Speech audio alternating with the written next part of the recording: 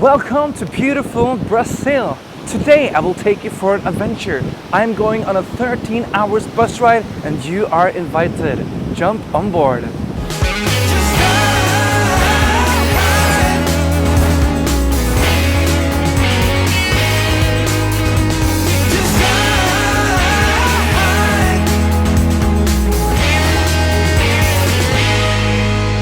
I am located now in Florianópolis, and this is a beautiful island south of Sao Paulo. I was here for a wedding for a friend, and now I'm going to take myself all the way up to Sao Paulo. But instead of taking the flight, I will take you for a bus adventure, and I will take you all the way from Florianópolis to Sao Paulo with the express coach here in Brazil.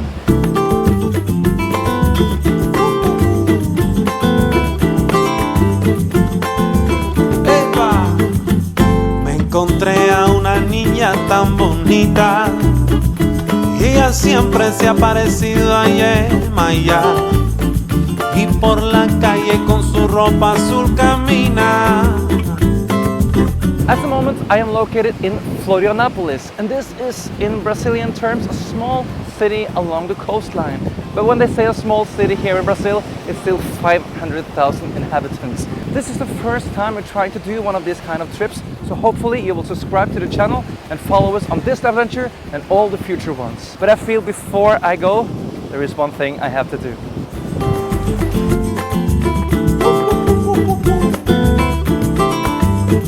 Mira, todo el mundo está gritando, ¡qué belleza! Y preguntan a esta niña dónde va. Now I'm at the bus terminal, ready to enter the bus, but I have one major problem. The bus is not here. It's gone, long gone, not even close to catch it. Google Maps said 25 minutes from my hotel to the bus terminal, and I used 1 hour and 45 minutes. So I got a new bus ticket for a quite good company, but not the same ticket. I had a full flat bed and I was so excited to show you that system. I never tried it before. So now I will try this bus instead. It's a normal seat, but still buses in Brazil have great seats. But I'm so sad that I couldn't show you the full flat beds. That would be my absolute little dream. 13 hours just got a little bit longer than they were supposed to be. At least I will get to Sao Paulo during this day. And by the way, look at this bus terminal. It's like an airport. It's so big, it's huge. This is something else than what we can see back in Europe. This is absolutely fantastic.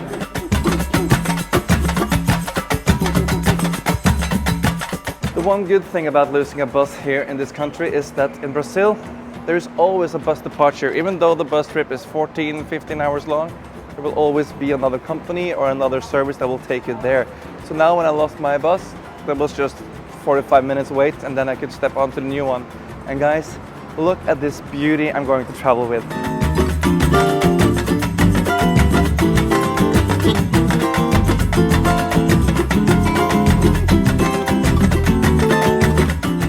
Different way of entering a bus in Brazil than compared back to Europe. Here you have to first check in, you have to go to a counter, check your passport, then you will get this tag note like you do on the airport for the luggage.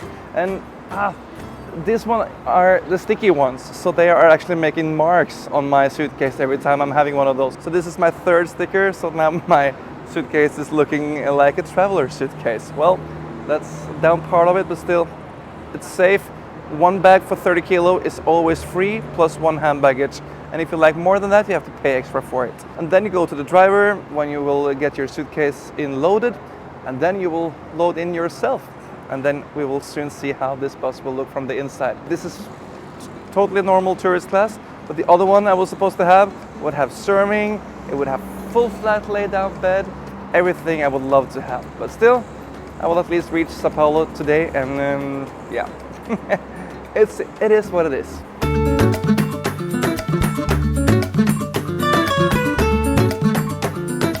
Not so many people in the bus. I'm excited to see if there will come on more people during the way or not.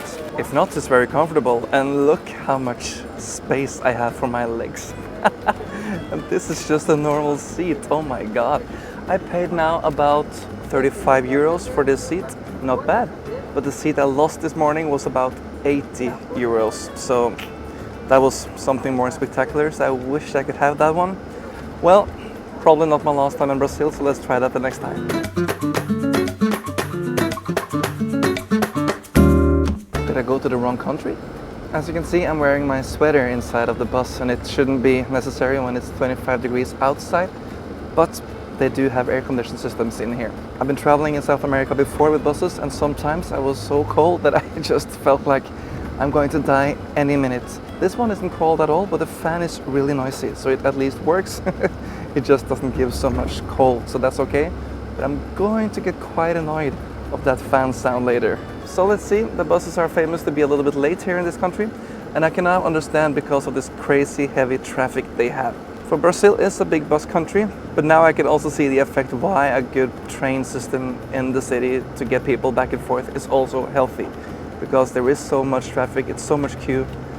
A good train system would at least cover a lot of the traffic problems. So now let's cross the bridge of Florianópolis.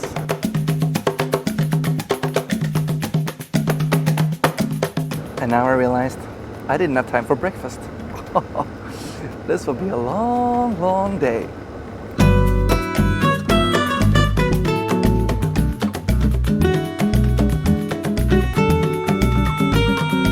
On board there are two toilets, one upstairs and one downstairs. The downstairs is dedicated for the first class passengers, and up here we normal people will use that toilet.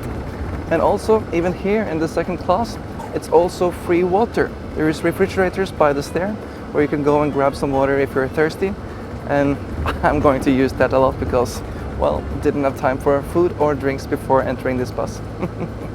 There are some great views of the Atlantic Ocean while we are driving towards Sao Paulo. So now I'm seated in a coach built on Marco Polo, and this is a huge factory here in Brazil and produces a lot of buses for the Latino American market. So this is a 4-axle double-decker coach with a Scania chassis. So I can't wait to come back to Brazil and visit the factory and make a great factory visit and a product video of this kind of coach.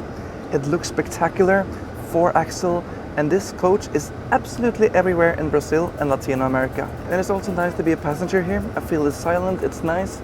The only thing I'm annoyed by is the fan above my head. Suspensions are soft and nice. A little bit bumpy roads, that's the only thing, even though it's a freeway, but it's absolutely functioning like it is.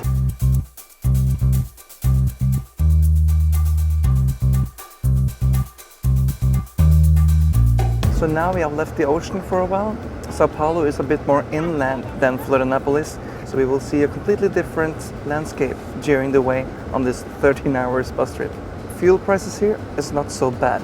The liter price is about 1.2 euro, both for diesel and for fuel.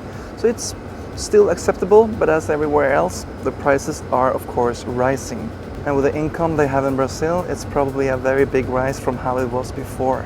It's fascinating to watch the traffic here on the freeway because it's a mix of everything. Sometimes you feel like you're back in the 60s, and sometimes you're feeling that you are in 2023.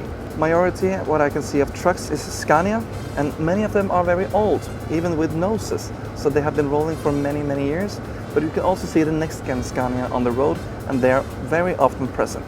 There's also some crazy old Mercedes-Benzes on the road, and there is a mix of everything. It's actually common to go to Latin America, like Peru or Bolivia, to see old trucks with Scandinavian brands on. It's quite cool. Also for the cars, it's everything on the road. Everything from the newest models until the old Volkswagen minibuses or Beetles. But some of them are not even old. I was driving with one of them last year when I was in Brazil, and it was built in 2012. So you never get surprised here when you're in this country. They're still producing vehicles that looks like they are 50 years old. And nice, because spare parts will always be accessible. And the retro look is pure, not like the ones we are making electrical in Europe. They don't even look close to what they're supposed to be like, but, well, they try. We're passing a lot of small cities along the way, or Brazilian term small cities. But what I'm amazed of is like how narrow the buildings are, but they are extremely tall. They probably have a very small space to build on, but what they do then? Build tall. Apparently the bus I catched is not the most efficient bus. We have now been driving for soon 2 hours, and we already had like several stops everywhere, even though middle of the freeway we're just stopping. But again, it's a really great scenic route we are driving. It's a lot of beautiful things to see along the way. I would never see this if I were flying.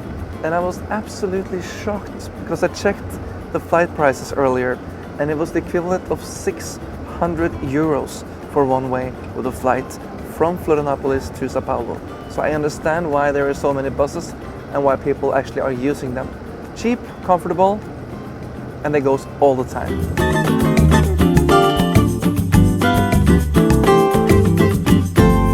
So now we are at the new bus terminal and now we were having a 30-minute stop. I will finally get some breakfast.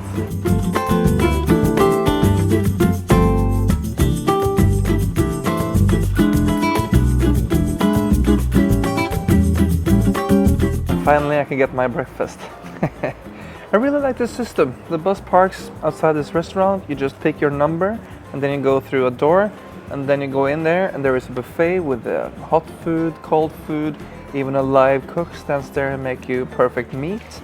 Then you go to the weight because there is a kilo price for everything you eat. And the food is also directly made so you don't have to wait. In Norway we also have restaurants like this, much smaller, but it can take up to 20 minutes to get the food. And we're always standing there for 30 minutes, so you have to eat in a rush.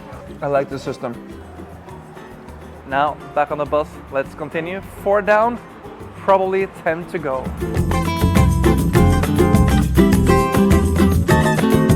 The nature is getting absolutely beautiful. We're now inside of a valley with enormously high mountains on both sides. Weather is perfect, there are some waterfalls and we're driving across rivers. This is getting quite tropical. It feels almost like a little part of Amazonas somehow. And we're also climbing a little bit, so I'm excited to see how far up we will go. I don't know anything about the geography here, so everything for me is exciting.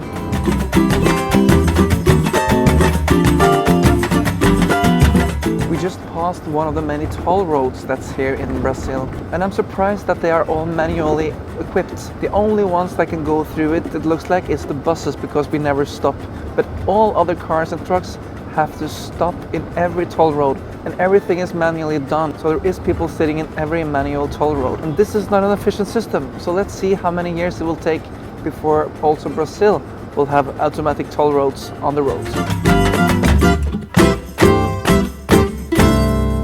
No road trip without a queue line. So now all traffic just stopped up, so let's see if this is just a short one or if it will stick with this for a long time, like I did this morning. Oof.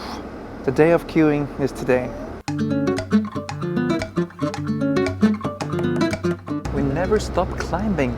We are going super high right now, and all trucks on the road really struggles. But I also feel that this coach is also struggling a bit. We are not getting the same effect that I will expect as a coach back in Europe. And also the trucks we're meeting on the way down are struggling a lot. They're probably trying to prevent brakes overheating. I'm so glad we got to experience this kind of hills.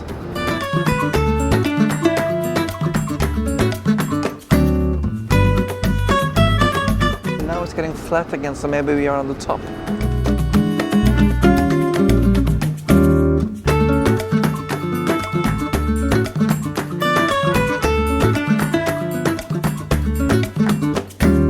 The trip has now lasted for 10 hours and the sun is setting, and now we are driving down again from the high altitude.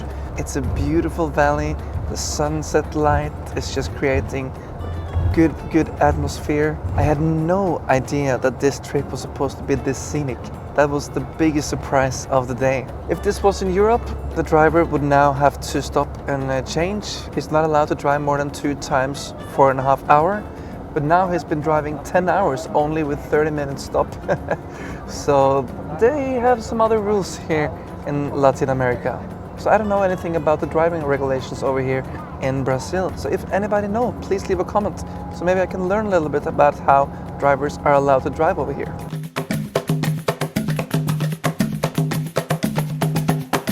But very soon it's going to get dark. So let's just enjoy the views before the sun is setting behind all these mountains.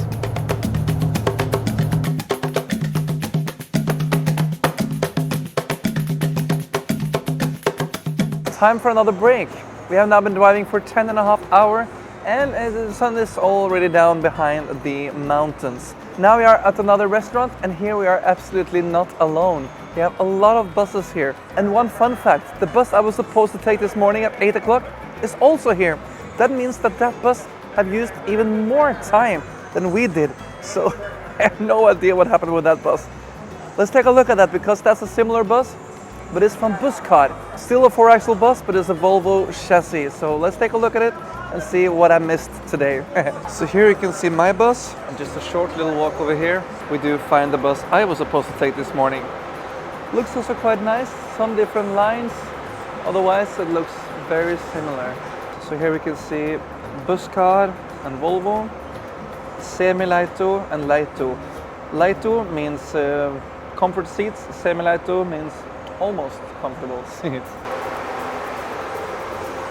So this is probably the seats I would have if I was joining this one. Well, that doesn't matter now. The buses are here at the same time, so wouldn't help if I went earlier. I just lost some money.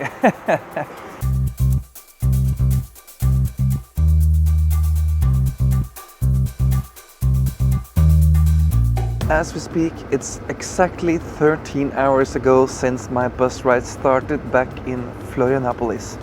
And now I'm seeing Sao Paulo skyline in the far distance.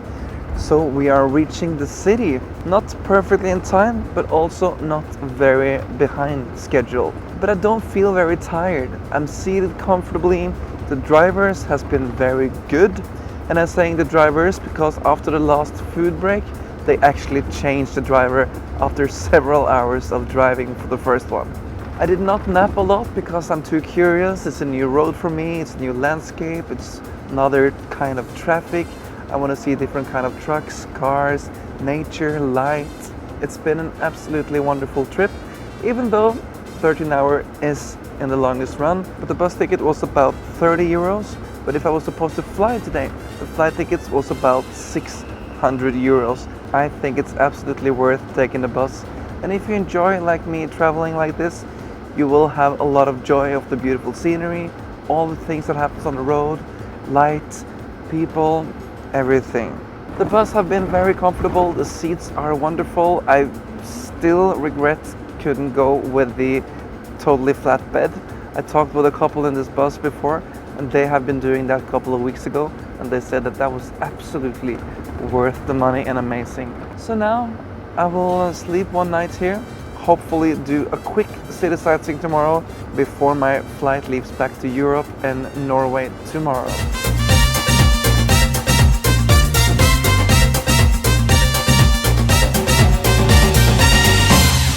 I made it to the airport after all the 13 hours in the bus yesterday.